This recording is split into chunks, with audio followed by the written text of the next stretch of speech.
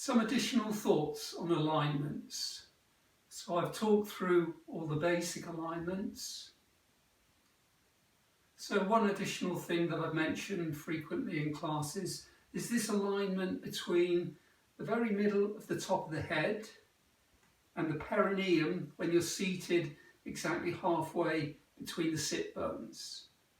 So the idea is that there's some sort of central axis, an alignment that runs from the very middle of the top of the head, down through the head, through the centre of the neck, through the centre of the torso, all the way to the perineum. And the idea is to have that alignment optimised. So you don't want it too taut, or it'll be uncomfortable and not relaxed. And you don't want it too slack, or it becomes unwieldy. So the idea, like all the other alignments, is to find that optimal position. So gently lifting to the crown of the head should help get that sense of lifting up through the whole body, and then try and have some awareness of the very middle of the top of your head being vertically above halfway between your sit bones. So neither forwards nor back, or one side or the other. The idea is to have that central alignment optimised so that it's not taut and so that it's not slack. Another point that I often mention in class is to gently move the kneecaps away from the hip sockets. That opens the space in the leg joints, even if just a fraction of a millimetre. But you'll also find as you gently ease the kneecaps away, it adds to that length in the spine. So overall, with our seated alignments, as with the standing alignments, what you're aiming for is space in the body. Get that balance right between lifting lightness upwards and sinking downwards, and you'll have that sense of relaxed space. Space to accommodate the breath, the circulation, space to accommodate the mind, because it's much easier to feel into the body when it's open and relaxed. And of course, when you get round to it, it's easier to move the body if it's open and relaxed. So I'm not going to talk through the seated breathing work. That's familiar to most of you.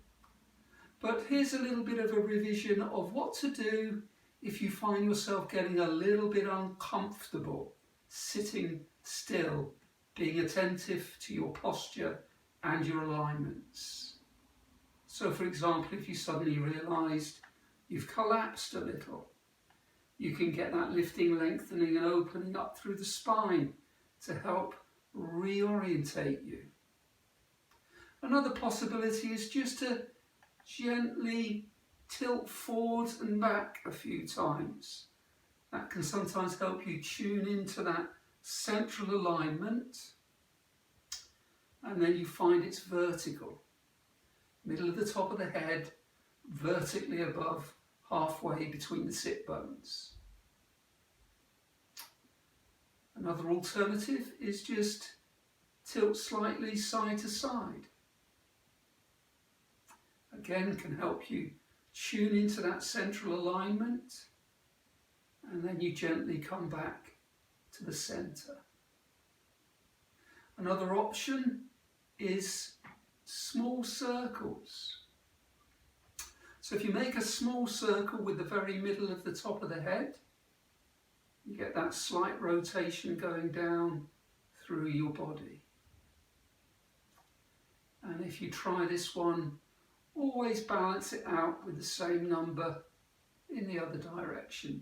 So you're trying to maintain that central alignment, you're just circling it around a little before once more finding your central alignments.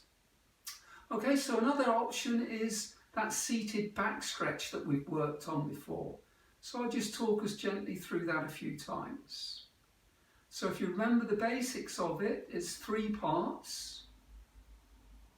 First of all, you lean forwards then part 1 is to fold in the belly to round the lower back. And then to let the nape of the neck round down to get that curve in the mid-back. And then to let the crown of the head gently drop down with the weight of your head to get a gentle stretch in the neck. And then to come up, you lift the rib cage gently up and back, and that brings up the lower spine. Once the lower spine's up, you lift the nape of the neck up and back, which brings up the mid-spine, and then you take the jawline up and back to bring the head onto an even keel. Now critically, make sure you keep this well within your range of comfort, and you only need to repeat 3 times. 3 times is plenty. Use your hands for support. If you know your spine's fine, you can let your arms hang loose. So once again, to start, you just incline forwards a little. Then from the base of the spine, you gently round down by folding through the abdominal area. So you feel the lower back curving. And then carrying on up, you let the nape of the neck gently round down so you get that curve in the spine in the back of the rib cage. Last of all, crown of the head, and the head gently rolls down. So you feel a gentle stretch from the base of the spine all the way to the crown of the head. To come up, gently lift the rib cage up and back to bring up the lower back. Then lift the nape of the neck up and back to bring up the mid part of the spine behind the rib cage, and then the jawline goes up and back to bring the head onto an even keel. If you've had your arms loose, rest them on the knees once more. So let's go once more. Nice and easy, nice and relaxed. Remember, everybody has a different range of movement in their spine. More than anything else, it's important to stay well within your comfort zone. Keep the range of movement easy, relaxed, gentle and comfortable. So if your spine's fine, you can let your arms hang loose. Any doubts, have your hands on your thighs to help support. So you begin with that slight tilt forwards and then folding in the belly to round the lower back.